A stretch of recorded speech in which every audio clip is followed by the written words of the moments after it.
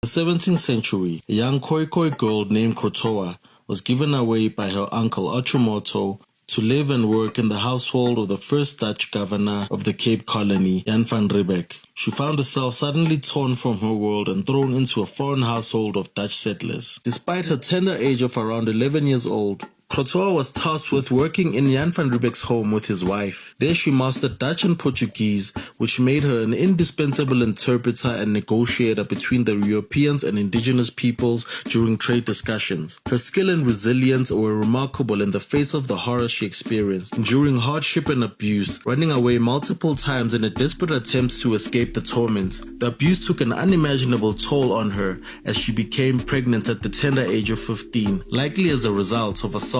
She unintentionally built a legacy for herself, being the first Khoekhoe woman to appear in Dutch reports and journals at the time, helping develop the Afrikaans language through simplification and merging Dutch with Khoi and other languages, facilitating trade and helping negotiate peace during unrest. In 1664, at age 20, she married a Danish surgeon named Eva van Meerhof, being baptized as Eva just days prior to be accepted as a Christian wife. The union marked the first marriage between a Khoekhoe woman and a European man. Though they had 3 children together, their marriage was brief and her husband died while on expedition in Mauritius. Eva's life took a downward spiral after this pivotal loss. She struggled with alcohol, likely stemming from a lifelong trauma of abuse and immersion into a brutal slave trade that was foreign to her people, her world torn between 2 clashing realities. After her husband's passing, the new governor expelled her, no longer requiring her services as the Dutch had solidified their colonial foothold.